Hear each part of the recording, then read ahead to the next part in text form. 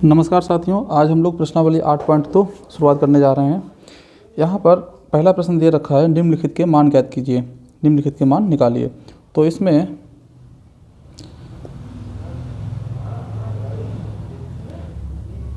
पहला है इसका कि साइन 60 इंटू कास 30 अंश, साइन 30 इंटू कास 60 अंश। तो यहाँ पे हमें साइन 60 और कास 30 की वैल्यू पता होनी चाहिए। ये जितने भी मान दे रखे हैं इनकी सबके मान पता होने चाहिए कि इसकी वैल्यू कितनी होती है, साइन 60 का की वैल्यू कितनी होती है, कास 30 की वैल्यू कितनी होती है। तो यह मान याद करने की एक त्रिकोणमिति में टेबल होती है, उसे याद करना पड़ेगा आपको। तो आइए पहले तो ये देखते हैं कि ये टेबल कैसे बनाई जाती है जिससे आप आसानी से याद कर सको। तो यहाँ पर हमने क्या किया है कि इधर त्रिकोणमितीय कोण ले लिए हैं और इधर त्रिकोणमितीय अनुपात ले लेते हैं। यहाँ पर हम लिख लेते हैं साइन थीटा कास थीटा।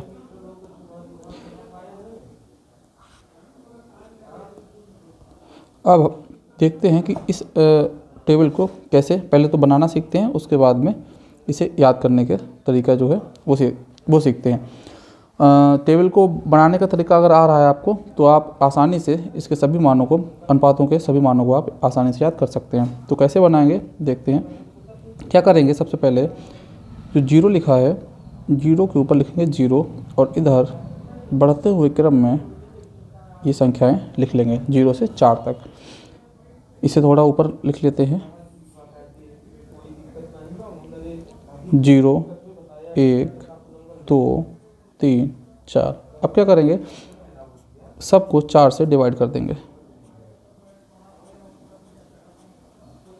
4 से डिवाइड करने के बाद में प्रत्येक फ्रैक्शन को हम सिंप्लीफाई कर लेंगे। यहाँ पर एक हुआ हमारे पास, जो सिंप्लीफाई आसानी से हो जाते हैं उन्हें 1/2 और ये 0 का 0 हो जाएगा। अब क्या करेंगे कि साइन थीटा में 0, 30, 45, 60 और 90 के मान निकालने के लिए जितने भी फ्रैक्शन हमारे पास ये सिंप्लीफाई करके आए हैं इन सब का रूट ले लेंगे, स्क्वायर रूट ले लेते हैं। तो जो स्क्वायर रूट होगा वो हम मान रख देते हैं। 0 का स्क्वायर रूट लेंगे तो 0 ही रहेगा, 1/4 का लेंगे तो 1/2 हो जाएगा, 1/2 का स्क्वायर रूट लेंगे तो 1/√2 हो जाएगा, रूट 3/4 हो जाएगा, √3/2 हो जाएगा और ये 1 का 1 हो जाएगा। तो इस तरह से साइन के 0 से लेके 90 तक के जो मान हैं उन मानों को हमने लिख लिया और ये आसानी से याद भी हो जाएंगे। क्या करना था, 0 से 4 तक लिखा, उसके बाद 4 से डिवाइड किया प्रत्येक डिजिट को, उसके बाद सिंप्लीफाई करने के बाद स्क्वायर रूट लेके हमने साइन में सबकी वैल्यू पुट कर दी। अब कास की वैल्यू निकालने के लिए क्या करेंगे कि यह जो हमने इस तरह से लिखा है इसे हम उल्टा लिख देंगे, इसे हम इस तरह से लिख देंगे। मतलब 1 को हम यहाँ पे लिखेंगे, √3/2 को हम यहाँ लिख देंगे, 1/√2 यहीं रहेगा और 1/2 को इधर लिख देंगे और 0 को 0 लिख देंगे। 0 लिख दिया। क्या किया हमने यहाँ पर कि जो साइन की वैल्यू थी इस वैल्यू को हमने, इस पूरी लाइन को हमने उल्टा करके लिख दिया यहाँ पर। तो इस तरह से हमें कास के भी मान ज्ञात हो गए।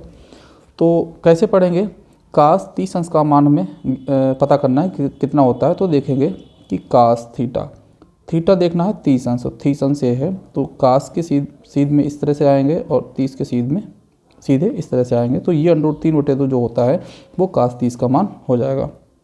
इसके बाद हम tan थीटा का मान निकालते हैं। तो tan की वैल्यू कैसे निकलेगी, हम इससे पहले का जो वीडियो पढ़ा था उसमें हम बता चुके हैं tan थीटा बराबर होता है साइन थीटा बटे कास थीटा। कि साइन थीटा के मानों को अगर कास थीटा के मानों से डिवाइड कर देंगे तो हमें tan थीटा के मान निकाल लेंगे आसानी से। इसके साथ में ही एक बात और समझते हैं कि 1/0 यदि लिखा होता है तो इसका मतलब होता है ये परिभाषित नहीं किया जा सकता, तो ये अपरिभाषित होता है इसका मतलब।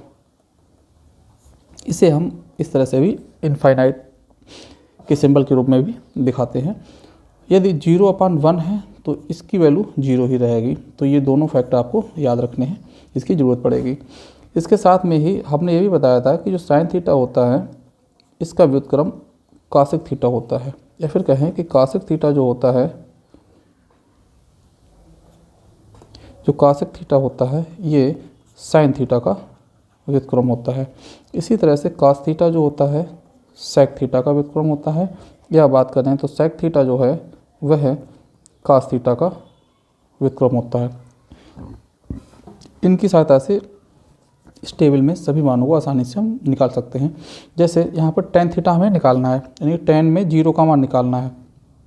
टेन में 0 का मान निकालने के लिए साइन 0 बटे कॉस 0 लिख देंगे, तो 0/1 ये हो जाएगा 0/1, यानी कि टेन 0 का मान निकालने के लिए साइन 0/कॉस 0, तो साइन 0 होता है 0 और कॉस 0 होता है 1, तो इसकी वैल्यू 1 हो जाएगी, वो 0 हो जाएगा, तो इसलिए टेन 0 0 हो गया। इसी तरह से साइन 30/कॉस 30, इसके अपान में इसे जब करेंगे तो हमारे पास मिलेगा 1/√3।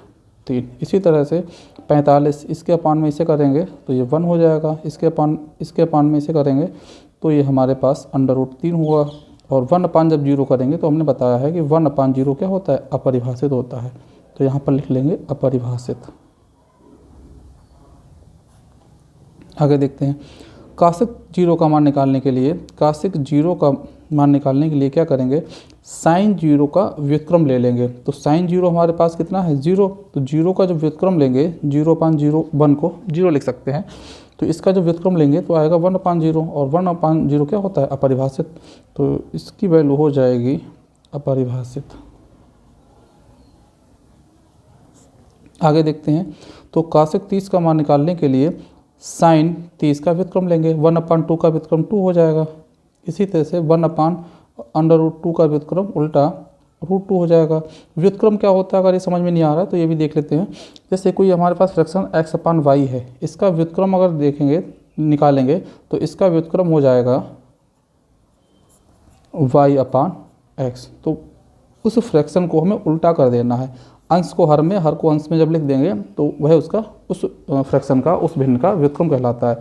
तो यहाँ पर √3/2 का व्युत्क्रम निकालना है। क्यों निकालना है, क्योंकि ये कॉसेक थीटा है और कॉसेक थीटा साइन थीटा का व्युत्क्रम होता है। तो √3/2 का व्युत्क्रम निकालेंगे, तो यहाँ पर लिखा हमने √3/2, इसका व्युत्क्रम के लिए हर को अंश में और अंश को हर में, तो 2/√3, तो ये हो जाएगा 2/√3। इसके बाद कॉसेक 90 का मान निकालने के लिए, ये 1 है हमारे पास, ये 0 है, तो कॉसेक 90 का मान निकालने के लिए जो साइन 90 है इसका व्युत्क्रम, 1 का व्युत्क्रम क्या होगा, 1 का व्युत्क्रम 1 ही होगा, तो ये 1 हो जाएगा। इसी तरह से सेक थीटा, यानी कि हम जब सेक के मान निकालेंगे तो कास के जितने भी मान है उसका व्युत्क्रम हो जाएगा। यहाँ पर 1 का व्युत्क्रम 1 हो जाएगा, √3/2 का व्युत्क्रम 2/√3 हो जाएगा, 1/√2 का व्युत्क्रम √2 हो जाएगा, 1/2 का 2 हो जाएगा, और 0 का व्युत्क्रम अपरिभाषित हो जाएगा। इसी तरह से कॉट थीटा का मान निकालने के लिए क्या करते हैं, टेन का व्युत्क्रम होता है। कॉट थीटा जो होता है 1/tan थीटा होता है, यानी टेन थीटा की जो वैल्यू होगी उसको हम उल्टा कर देंगे तो हमारे पास कॉट थीटा की वैल्यू आ जाएगी। तो टेन थीटा की वैल्यू यहाँ पर 0 है, तो 0 का उल्टा करेंगे तो आएगा हमारे पास अपरिभाषित। टेन 30 1/√3 है, तो कॉट 30 हो जाएगा √3। इसी तरह से टेन 45 1 है, तो कॉट 45 हो जाएगा 1। टेन 60 √3 है, तो ये हो जाएगा 1/√3। टेन 90 अपरिभाषित है और अपरिभाषित का व्युत्क्रम होता है 0। तो इस तरह से त्रिकोणमिति जो टेबल है, त्रिकोणमिति जो सारणी है, उसे हम आसानी से बना सकते हैं। जब ये जिस तरह से हमने इसे बनाया है उस तरह से हम मान भी याद रख सकते हैं। जैसे हमें सेक 30 अंश का मान निकालना है, तो सेक 30 अंश का मान कैसे पता लगेगा, यहाँ पर हम दो तरह से याद रख सकते हैं। या तो सेक 30 का मान टेबल से याद कर लें, यदि टेबल से केवल हम साइन, कास टेन के मान पता है हमें, या केवल साइन और कास के मान पता हैं, तो बाकी के जो अनुपात हैं टेन, काट, सेक और कासिक, इनके मान आप आसानी से निकाल सकते हो। जैसे सेक 30 का मान निकालना है तो हमें यह जानकारी है जो कि सेक 30 होता है वो कास 30 का व्युत्क्रम होता है। तो कास 30 का जो वैल्यू है उसे उल्टा कर देंगे। तो कास 30 की वैल्यू कितनी होती है? √3/2। इसका जब उल्टा करेंगे तो हम जानते हैं कि कोई भी भिन्न यदि अपान में है और इसे हम हल करते हैं तो ये भिन्न उल्टी हो जाती है, b/a। तो इसी तरह से 2/√3 सेक 30 की वैल्यू हो जाएगी। तो इस तरह से हम इन जो त्रिकोणमितीय अनुपात हैं इनके सभी मानों को आसानी से याद कर सकते हैं। अब हम प्रश्नावली पर बढ़ते हैं आगे। तो जो प्रश्नावली 8.2 है, इसका जो पहला सवाल है वो दे रखा है कि sine 60 into cos 30 plus sine 30 into cos 60। तो यहाँ पर क्या करना है, हमें केवल वैल्यू पुट करनी है। कैसे करेंगे वो देखते हैं। तो साइन 60 का मान कितना होता है टेबल में देख लेते हैं एक दो बार, फिर उसके बाद में सीधे सीधे वैल्यू पुट कर देंगे। तो साइन 60 का मान निकालने के लिए क्या करेंगे, साइन में देखेंगे 60 अंश, ये 60 अंश रहा। साइन में ये जो वैल्यू है ये साइन 60 की वैल्यू हो गई। तो साइन 60 का मान हो गया है हमारे पास √3/2। कास 30 का मान हो जाएगा √3/2, इसका भी मान √3/2 ही होता है। प्लस साइन 30 का मान 1/2 होता है, कास 60 का मान 1/2 होता है। ये आप तभी लिख पाएंगे जब आपको ये टेबल याद होगी। तो सबसे इस प्रश्नावली को करने से पहले सबसे पहला काम होगा इस टेबल को बनाना और इसके जो मान हैं साइन कास टेन कासिक सेक काट के वो सभी उन सभी मानों को आपको याद करना। जब ये मान याद होंगे तो प्रश्नावली 8.2 को करने में बिल्कुल भी किसी तरह की कोई परेशानी आपको नहीं होगी। तो आगे देखते हैं। तो √3/2 गुणा √3/2, यहाँ पर √3 की गुणा करेंगे तो आएगा हमारे पास केवल 3। इसे एक स्टेप और बढ़ा देते हैं तो √3 का स्क्वायर हो जाएगा और 2 से गुणा करेंगे तो 2 की घात 2 हो जाएगी, प्लस 1/2 की घात 2। √3 कोई भी संख्या है, उस संख्या का अगर वो संख्या वर्गमूल में है और संख्या का वर्ग करते हैं तो हम ये वर्ग जो होता है इस वर्गमूल से हट जाता है और हमें x प्राप्त हो जाता है, यानी कि वह संख्या प्राप्त हो जाती है। इसे दूसरी तरह से ऐसे भी समझ सकते हैं कि जो √x लिखा है ये वास्तव में की घात 1/2 होती है और इसका वर्ग है। तो हम घातांक के नियम से पढ़ चुके हैं कि घात के ऊपर जब घात होती है तो घातों की आपस में गुणा हो जाती है। तो इसकी जब गुणा करेंगे तो हमारे पास केवल वह संख्या ही बचेगी, x बचेगा। तो ये बेसिक जानकारी याद रखेंगे। अब हल करते हैं। √3 का स्क्वायर करेंगे 3 होगा, 2 का स्क्वायर 4 हो जाएगा और 1/2 का स्क्वायर 4 हो जाएगा। इसे जब जोड़ेंगे तो चूँकि हर बराबर हैं अंश सीधे सीधे जुड़ जाएंगे। 3 + 1/4 बराबर 4/4, 4 से 4 विभाजित किया और हमारे पास 1, यही इसका आंसर हो जाएगा। तो पहला प्रश्न हम इस तरह से कर सकते हैं। दूसरा देखते हैं, पहले का दूसरा पार्ट। इसमें क्या है कि 2 tan² 45 अंश, tan² 45 अंश को हम इस तरह से समझ सकते हैं कि tan 45 की पावर 2। कास स्क्वायर 30 अंश को हम कुछ इस तरह से बोल सकते हैं कास 30 की पावर 2। ठीक है, तो ये वास्तव में ये वैल्यू होती है इसकी।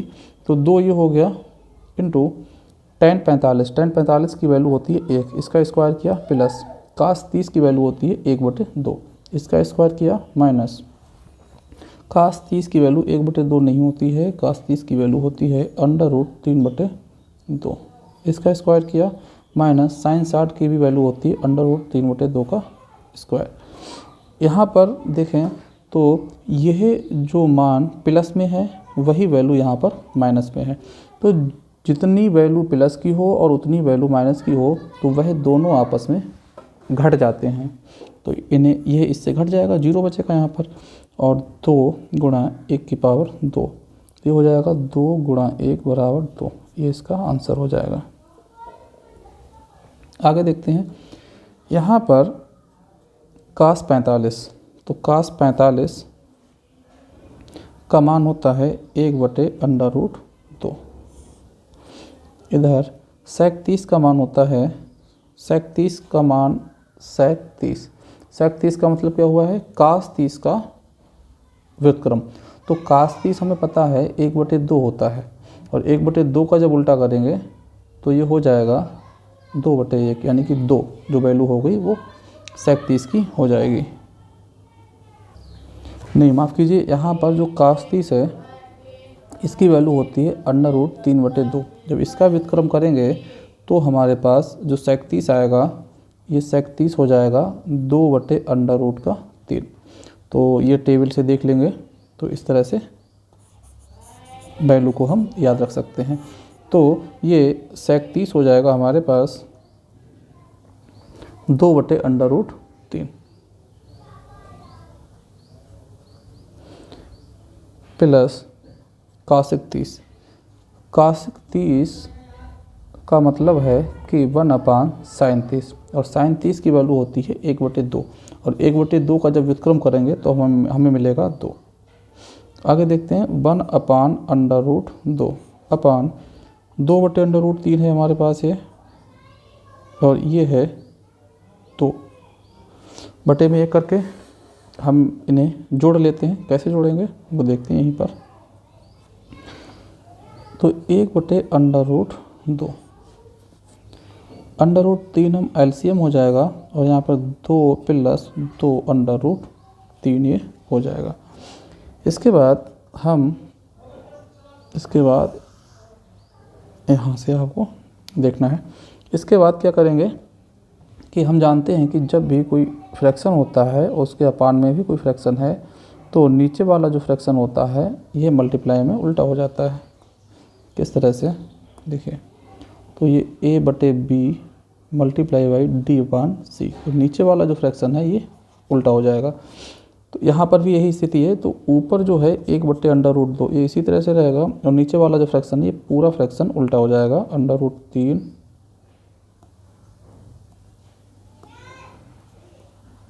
अपान 2 प्लस 2/√3, इस तरह से। अब इसे और हल करें तो ये √2 है, ये ऊपर अंश में √3 है, तो इसे हम लिख सकते हैं √3 अपान √2। यहाँ से 2 कॉमन ले सकते हैं। जब हम 2 कॉमन लेंगे तो 2 हम इधर लिख लिया, और यहाँ पर बचेगा हमारे पास, यहाँ से √3 बचेगा और यहाँ से +1 बचेगा। तो इस तरह से हम इसे लिख सकते हैं, और यही इसका आंसर हो जाएगा। लेकिन जब भी इस तरह की कोई भिन्न मिलती है तो क्या करते हैं कि जो भिन्न का जो हर होता है उसमें से प्रयास करते हैं कि जो अंडर रूट के जो टर्म हैं, पद हैं, ये कम हो जाएं, ये हट जाएं। तो इन्हें हटाने के लिए हमें अपने पास से अलग से कुछ गुणा या भाग करनी पड़ती है, तो हम गुणा भाग भी कर लेते हैं। तो कैसे हटाएंगे ये वो देखते हैं। क्या करेंगे, इस √2 को हटाने के लिए हमें इस पूरे भिन्न को √2 से गुणा करनी पड़ेगी और √2 से भाग करना पड़ेगा। इसी तरह से यहाँ से √3 हटाने के लिए हमें इसके सहयुग्मी से √3 - 1 से अंश में गुणा करनी पड़ेगी, √3 - 1 से हर में गुणा करनी पड़ेगी। अब इसे हल करते हैं। तो √3 और √2 की गुणा हो जाएगी √6। देखिए, √x और √y अगर है तो इसे एक साथ ही हम √xy लिख सकते हैं। इसे याद रखेंगे। आगे √3 और √2 की गुणा होगी √6, और लिखते हैं √3 - 1, ये इसी तरह से रहेगा ब्रैकेट में नीचे। ये 2 है, √2 और √2 की गुणा हो जाएगी 2, तो ये 2 हो गया। साथ में एक ब्रैकेट में है हमारे पास √3 प्लस का 1, और दूसरी ब्रैकेट में ये रहेगा √3 माइनस का 1। चूँकि a माइनस बी और a प्लस बी ये बराबर होता है a² - b² के, ये वर्गांतर का फार्मूला बोला जाता है। और यहाँ पर देखते हैं तो a प्लस बी और a माइनस बी हमें मिल रहा है। इसका मतलब ऊपर √6 लिख लेते हैं और नीचे √3 - 1 अपान 2 और 2 की मल्टीप्लाई 4 हो जाएगी, और यहाँ पर a² - b² हो जाएगा, यानी कि √3 का स्क्वायर माइनस 1 का स्क्वायर बराबर √6 √3 - 1 अपान ये 4 हो गया, और अंडर रूट 3 का स्क्वायर करेंगे तो 3 माइनस का 1, तो अंडर रूट 6, अगली ब्रैकेट में अंडर रूट 3 माइनस का 1 अपान 4, और 3 माइनस 1 से जब घटाएंगे तो बचेगा 2। तो 4 और 2 की जब गुणा करेंगे तो ये मिल जाएगा हमें 4 दूनी 8। तो ये जो है यही आपका आंसर हो जाएगा। तो इस तरह से हम प्रश्न को करेंगे। तो यहाँ पर एक एक्स्ट्रा चीज़ हमने सीखी, वो क्या सीखी कि जब भी फ्रैक्शन के नीचे फ्रैक्शन होगी तो नीचे वाली फ्रैक्शन गुणा में उल्टी हो जाएगी, ये याद रखना है। दूसरा कि जब भी अपान में बटे में अंडर रूट वाले पद होंगे तो इन अंडर रूट वाले पदों को हटाने के लिए अंडर रूट के उन्हीं पदों से गुणा कर देंगे। साथ में अगर कोई इस तरह से पद है तो इसके संयुग्मी से गुणा कर देंगे। संयुग्मी क्या होता है? संयुग्मी में जो गुणांक होते हैं वो सेम रहती हैं, लेकिन बीच का जो चिन्ह होता है वो केवल बदल जाता है। इससे गुणा भाग कर लेते हैं और सिंप्लीफाई कर लेते हैं, जो आता है वही आपका आंसर हो जाएगा। अब हम बढ़ते हैं अगले प्रश्न की ओर, प्रश्न नंबर 4। इसमें साइन 30, तो साइन 30 का मान होता है 1/2 प्लस tan 45 का मान होता है 1, कासिक 60 का मान होता है, इस तरह से हम देख सकते हैं, कासिक 60 बराबर 1/sin 60। तो साइन 60 जो होता है वह होता है अंडर रूट 3/2, तो कासिक 60 हो जाएगा 2/√3। तो ये हो जाएगा 2/√3 अपान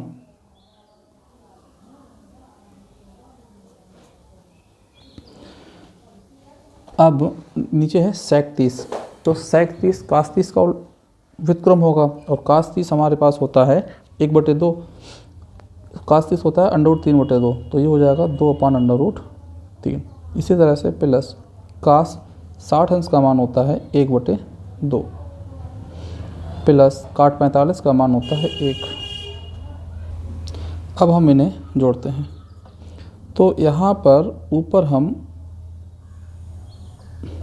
2/√3 अपान में 1 कर सकते हैं, यहाँ पर भी 1 कर सकते हैं।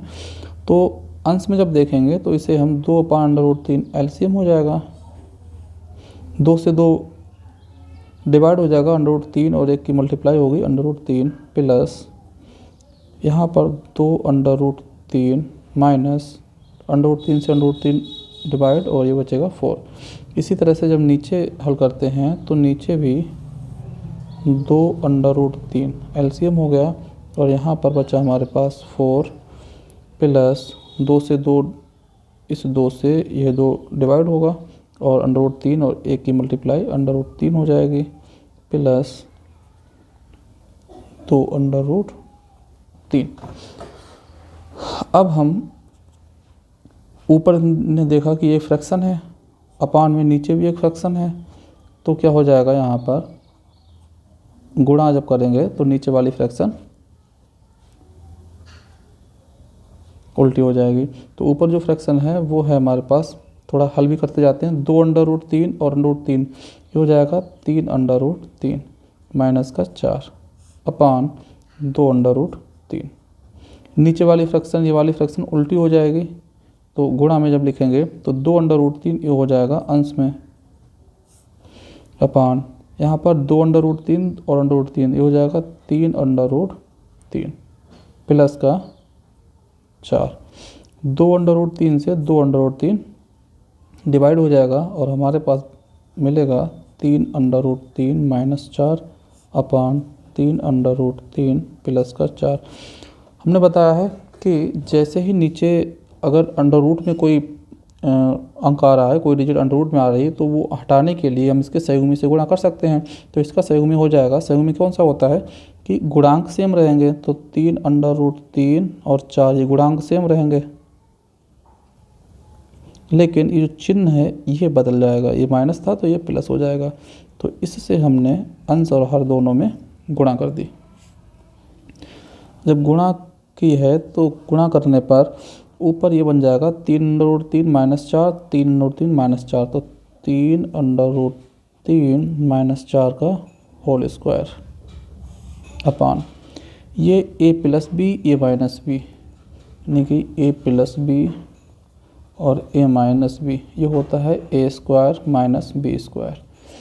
तो हम ये a मान लें, ये b मान लें, तो a plus B, a minus B और a square minus B square हो जाएगा। तो 3 का स्क्वायर माइनस बी स्क्वायर का मतलब 4 का स्क्वायर। अब इसे हल करते हैं तो ये, और हम जानते हैं कि a माइनस बी का जो होल स्क्वायर होता है ये होता है a square plus B square minus का 2ab। तो ये जो फार्मूला है हम यहाँ पर लगाएंगे।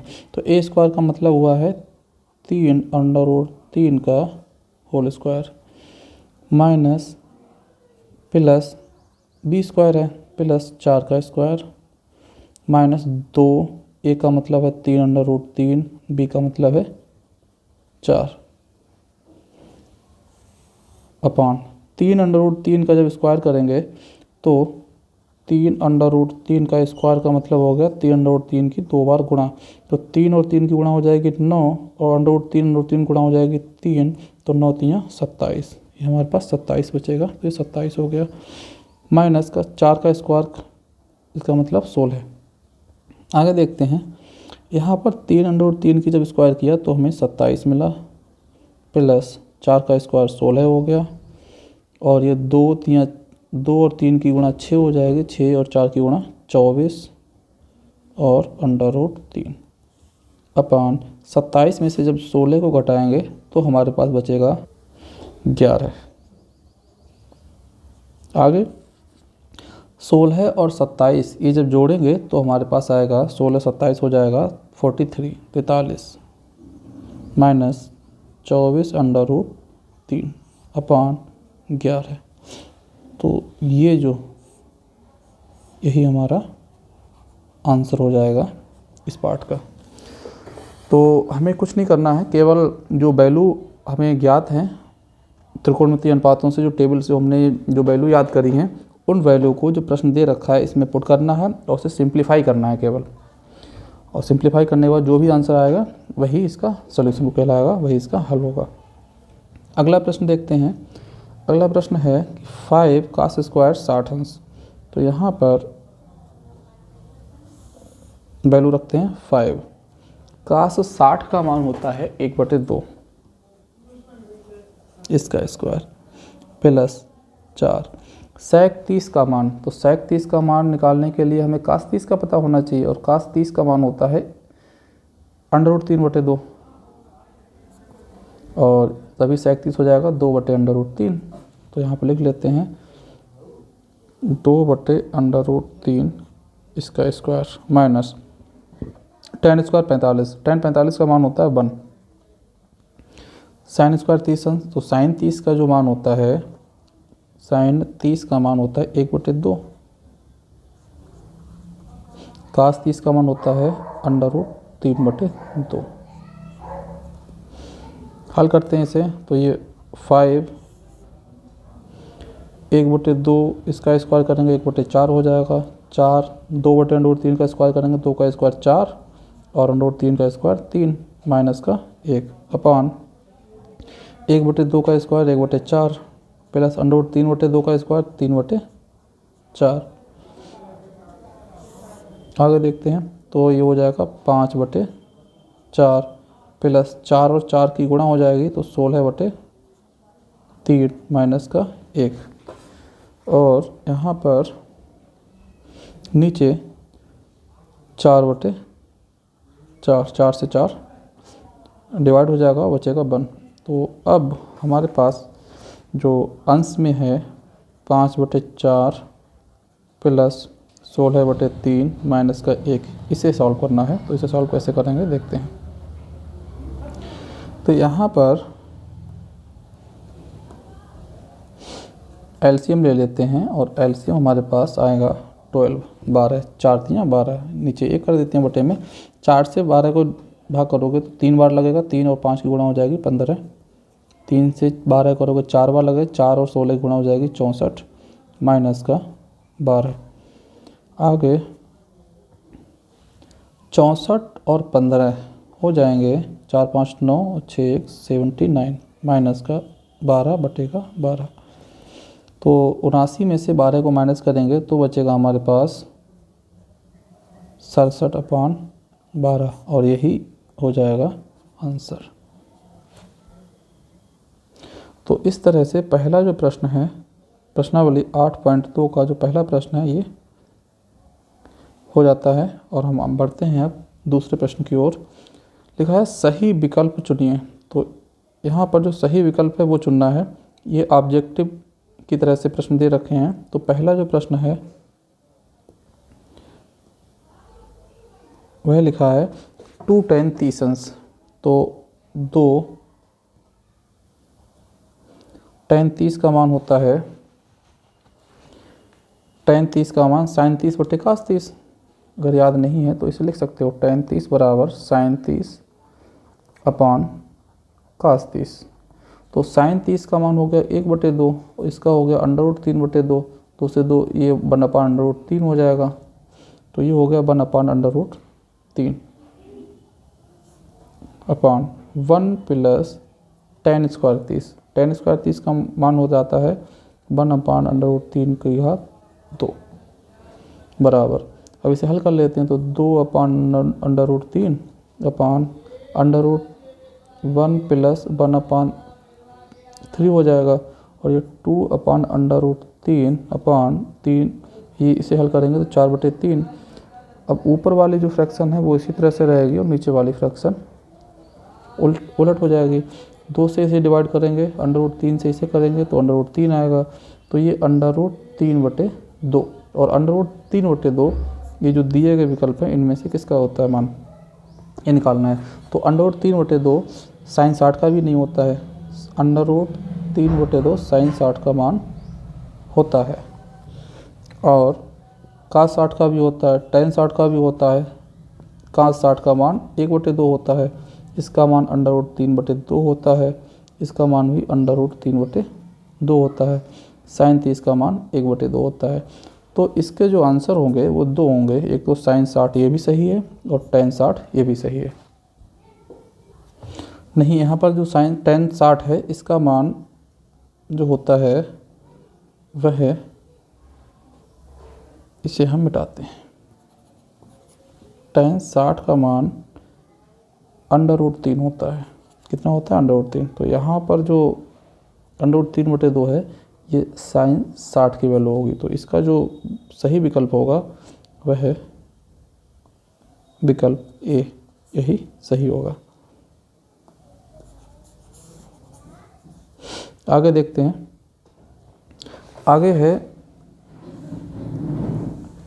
1 माइनस tan 45 का मान 1 इसका स्क्वायर अपॉन 1 प्लस tan 45 का मान 1 इसका स्क्वायर। तो 1 माइनस 1 अपॉन 1 और 1 ये हो जाएगा 2। तो 0/2 ये हो जाएगा 0। तो 0 जो वैल्यू होती है वो tan में, ये जो विकल्प दिए गए हैं इनमें से किसकी वैल्यू 0 होती है ये देखते हैं। तो यहाँ पर ये 0 वैल्यू आई है, तो ये जो ऑप्शन है डी ये सही हो जाएगा इसका। आगे लिखा है कि sin 2a बराबर 2 sin a तब सत्य होता है जबकि a बराबर होगा। यहाँ पर ये बताना है हमें कि sin 2a कब sin 2 sin a के बराबर होगा। तो यहाँ पर हम वैल्यू रखेंगे, a का मान रखेंगे ऑप्शन से और निकाल के देखेंगे कब ये दोनों मान बराबर आते हैं। तो अगर हम sin 0 मान यहाँ पर रखें तो ये 0 मान रखेंगे एक ही जगह पर, तो sin 0 हो जाएगा, 2 sin 0 हो जाएगा। तो sin 0 की वैल्यू 0, 2 sin 0 की वैल्यू 0। तो ये 0 बराबर 0, यानी कह सकते हैं हम यहाँ पर ये ए ऑप्शन सही होगा, ए ऑप्शन। आगे 30 भी मान रख के देख लेते हैं एक बार। तो जब 30 रखेंगे तो sin 2a एक ही जगह पे जब 30 रखेंगे तो sin 60 हो जाएगा और 2 sin 30। तो sin 60 का जो मान होता है वह √3/2 होता है और 2 sin 30 का मान 1/2 होता है। 2 से 2 कट जाएगा जबकि ये बराबर नहीं आ रहा है, तो ये गलत हो गया। इसी तरह से ये भी गलत रहेगा, ये भी गलत रहेगा। जो सही रहेगा वो रहेगा 0। आगे बढ़ते हैं। तो अगले प्रश्न में है 2 tan 30 वैल्यू निकालते हैं। 2 tan 30 लिखा है तो 2 tan 30 का मान होता है 1/√3 अपान 1 माइनस 1/√3 का स्क्वायर। तो 2/√3 अपान 1 माइनस 1/3। तो ये 2/3 अपान 2/3 नीचे रहेगा, 2/3 से 2/3 कटेगा तो बचेगा 1। यहाँ पर ये थोड़ा सा गलत हुआ है, तो 2/√3 है ये, तो ये हो जाएगा 2/√3 और नीचे 2/3। तो 2/√3 और नीचे वाली जो फ्रैक्शन है ये गुणा करेंगे तब उल्टी हो जाएगी, 2 से 2 डिवाइड हो जाएगा और ये 2/3 है, ये तो 3/2 होगा ये। तो इससे जब इसे डिवाइड करेंगे तो बचेगा हमारे पास √3, तो ये आएगा √3। और √3 मान नीचे जो ऑप्शन दिए हुए हैं इनमें से किसका होता है वो देखते हैं। तो cos 60 का मान होता है 1/2, sin 60 का मान होता है √3/2, tan 60 का मान होता है √3, sin 30 का मान होता है 1/2। तो इसका सही आंसर होगा वो रहेगा tan 60। तो इसका ये वाला ऑप्शन सही रहेगा। आगे बढ़ते हैं प्रश्न 4 से पहले 3। तो तीसरे प्रश्न को हम करते हैं। तीसरा प्रश्न है, यदि tan a + b बराबर √3 और tan a - b बराबर 1/√3, तो 0 अंश a + b की जो वैल्यू होगी वो 0 से बड़ी होनी चाहिए और 90 के बराबर और बड़ी होगी। तो ये हम बाद में देखते हैं, पहले हम हल करते हैं। a और b के मान निकालने हैं हमें। तो पहला दे रखा है, क्या दिया है कि tan a + b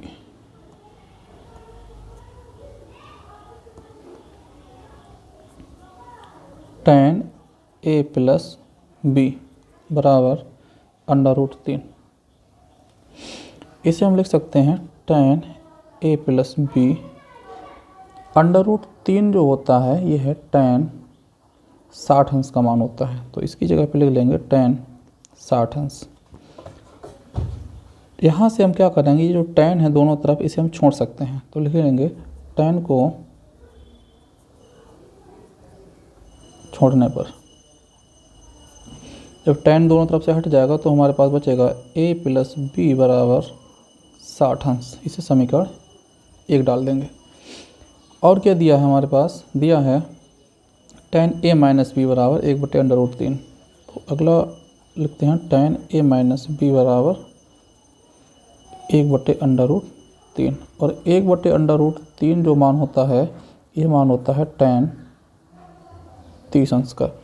तो इसे हम कुछ इस तरह से लिखेंगे बराबर tan 30 अंश। दोनों तरफ से क्या करेंगे, tan को छोड़ देंगे, तो लिखेंगे tan को छोड़ने पर। तो ये हो जाएगा a - b बराबर 30 अंश। ये समीकरण 2 हो गई। अब समीकरण 1 और 2 को हल करेंगे। कैसे हल करेंगे, इसके नीचे हम लिख लेते हैं समीकरण 2 1। तो पहली समीकरण थी a + b बराबर 60 अंश, ये समीकरण थी पहली। तो दोनों समीकरणों को हल करेंगे। कैसे हल करेंगे कि यहाँ पर हम अगर जोड़ लें, क्या करें, जोड़ लें, जोड़ने पर जब जोड़ेंगे तो -b और +b ये दोनों आपस में घट जाएंगे, a और a हो जाएगा 2a बराबर 60 और 30 को जोड़ेंगे तो ये हो जाएगा 90। तो a बराबर हो जाएगा 90/2 बराबर 45 अंश। 2 से इसे डिवाइड करेंगे तो 45 आएगा। तो कोण a बराबर हो जाएगा 45 अंश। a का मान किसी भी समीकरण में रख देंगे तो लिख लेंगे a का मान समीकरण 1 में रखने पर, किसी भी समीकरण में रख सकते हैं। तो a का मान जब समीकरण 1 में रखेंगे तो समीकरण 1 हमारे पास है a + b बराबर 60 अंश और a का मान है 45 + b बराबर 60 अंश। तो b बराबर हो जाएगा 60 माइनस 45 अंश। तो b निकल के आएगा हमारे पास 15 अंश। तो ये हमारे पास आंसर हो जाएंगे। b का मान ये हो जाएगा, a का मान ये हो जाएगा।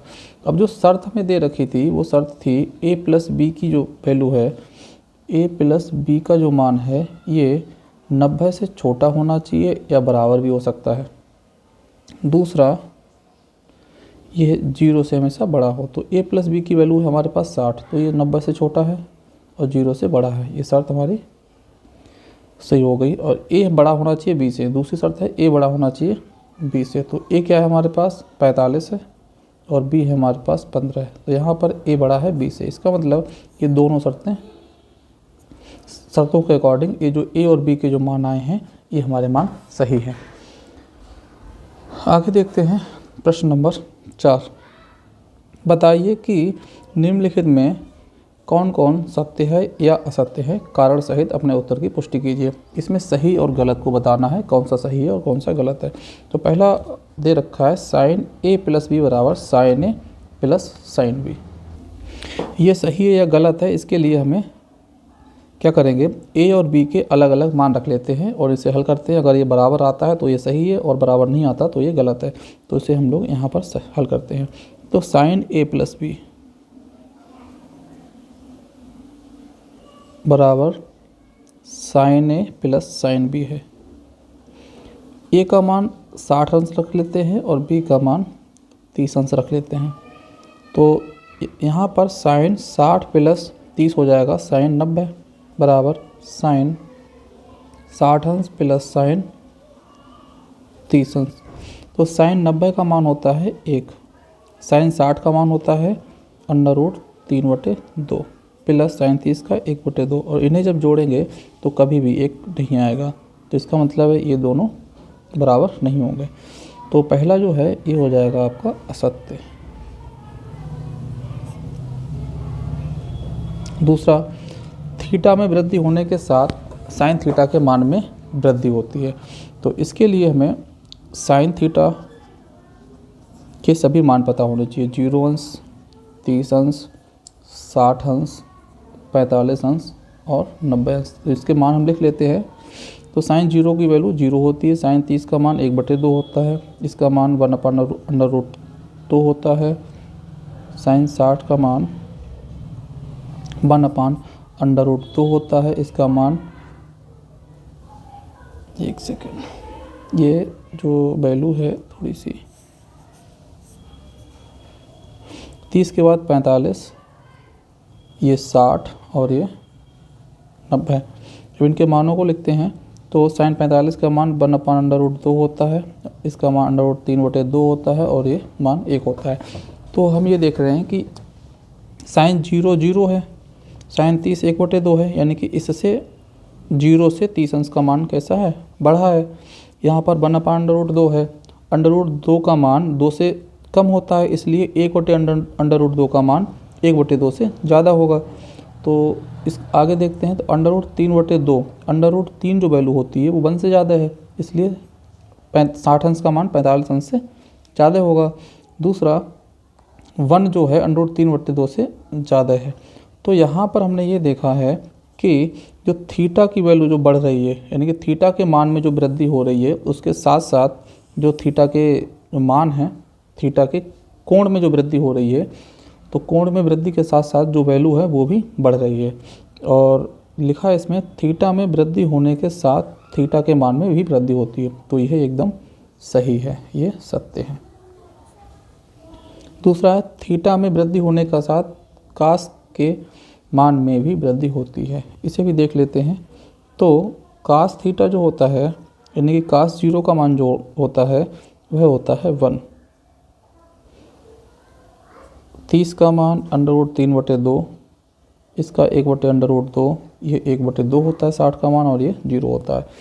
तो यहाँ पर थीटा के मान में जैसे जैसे वृद्धि हो रही है, हम ये देख रहे हैं कि जो कास थीटा की जो वैल्यू है वो घट रही है, मान में वृद्धि हो रही है, कोण में वृद्धि हो रही है, और जो वैल्यू है वो मान में कमी हो रही है, यानी कि घट रही है। तो ये वाला जो ऑप्शन है ये तो आपका असत्य होगा।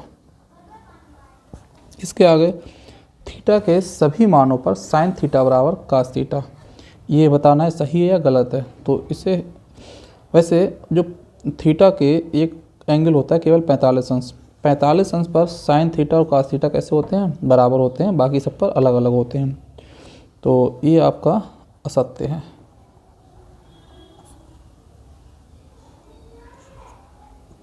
आगे a बराबर 0 अंश पर काट a परिभाषित नहीं है।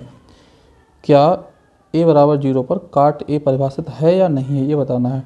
तो काट 0 अंश का मान कितना होता है ये निकालना है हमें। तो काट 0 1/tan 0 के होता है। तो ये tan 0 जो होता है ये अपरिभाषित होता है, इसलिए जो काट 0 है इसका मान, काट 0 का मान अपरिभाषित होगा, अपरिभाषित होगा। तो जो प्रश्न दे रखा है वह दे रखा है परिभाषित नहीं है। परिभाषित नहीं है इसका मतलब ये कैसा है, अपरिभाषित है, और ये सत्य है। तो इस तरह से जो चौथा प्रश्न है ये भी हम लोगों ने हल कर लिया है। इस प्रश्नावली में आपके ये 4 ही प्रश्न थे, तो इन चारों प्रश्नों को हमने कर लिया है। आज आपकी प्रश्नावली 8.2 समाप्त हो चुकी है। इसके आगे की जो प्रश्नावली है वो हम अगले वीडियो में पढ़ेंगे। तब तक के लिए धन्यवाद।